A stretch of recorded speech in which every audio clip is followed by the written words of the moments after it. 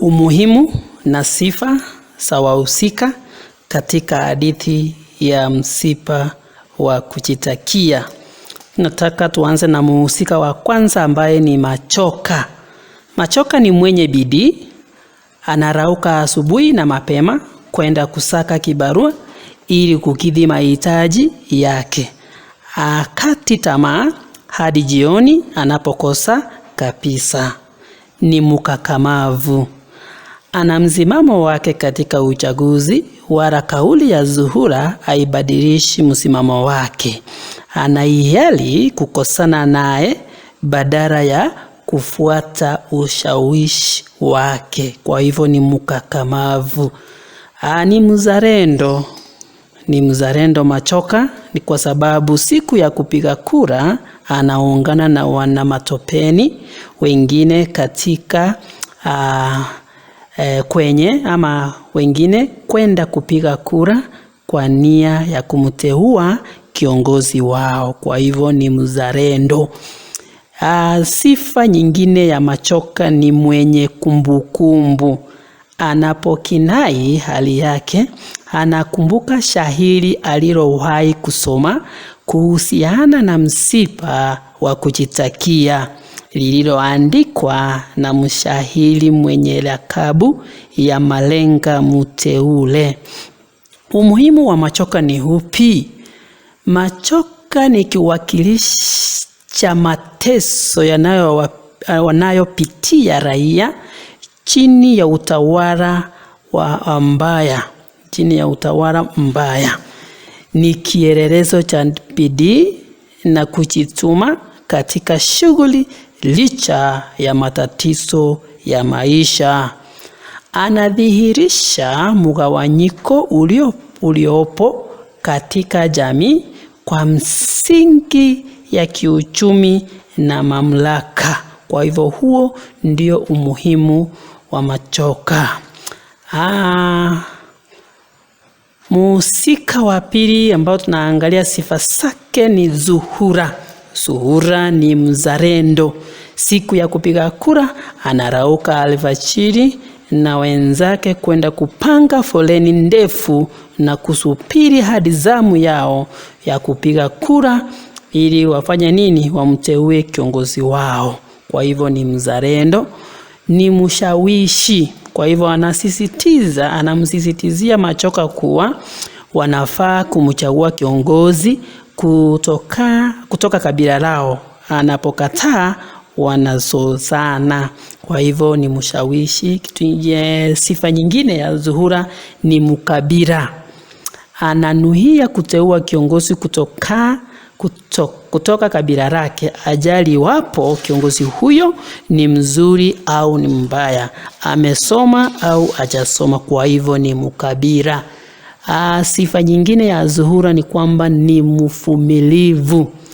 Ni mmoja wa wale wanaosubiri ujio wa Sugu Junior katika sherehe za kuapishwa kwake. Anaunguzwa na jua na kusubiri hata hina mikononi na wanja machoni unaanza kuyeyuka, lakini anangoja hadi kiongozi anapofika. Kwa hivyo ana uvumilivu huyu toto Zuhura.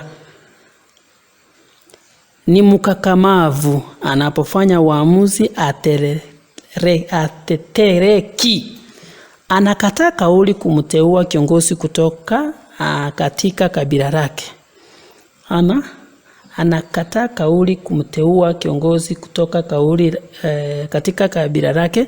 Anangoja hadi kiongozi anapofika katika sherehe za kuapishwa kwa Umuhimu wa Zuhura ni anadhihirisha jinsi raia wanavyochangia katika matatizo yanayowakumba kwa kuwachagua wasiofaa. Naam, kabisa. Anadhihirisha jinsi raia wananchi wanachangia katika matatizo yao kwa kuchagua viongozi wasiofaa. Ni kiwakilishi cha ukabila na mchango wake katika kuiangusha jamii. Kupitia kwake mgawanyiko wa kijamii kwa misingi ya kiuchumi unadhihirika. Ni kiwakilishi cha matatizo wanayopitia raia wa kawaida katika nchi. Ni kiwakilishi cha matatizo wanayopitia raia katika nchi ya matopeni haswa. Suguchunia ni mfisadi, anawaacha wananchi waliompa wadhifa kutaabika wala hajali maslahi yao. Anatoa uongozi kwa njia za kifisadi, kwani siye chaguo la wananchi. Sio yeye wananchi walichagua, kwa hivyo ni mfisadi. Ni mbadhirifu. Anatumia visivyo hera za jimbo la matopeni. Anawalipia nauli viongozi wa majimbo jirani kuja katika sherehe za kuapishwa kwake. Kwa hivyo anafucha mali ya wanamatopeni.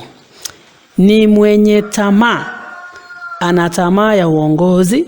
Anatumia kila njia kuhakikisha kuwa ametoa uongozi, chapo siye chaguo la wananchi. Ni mnafiki. Suguchunia ni mnafiki. Wakati wa kampeni Suguchunia ni mnafiki. Wakati wa kampeni anatangamana na watu na hata kuwa karibu nao ili kupata kura zao.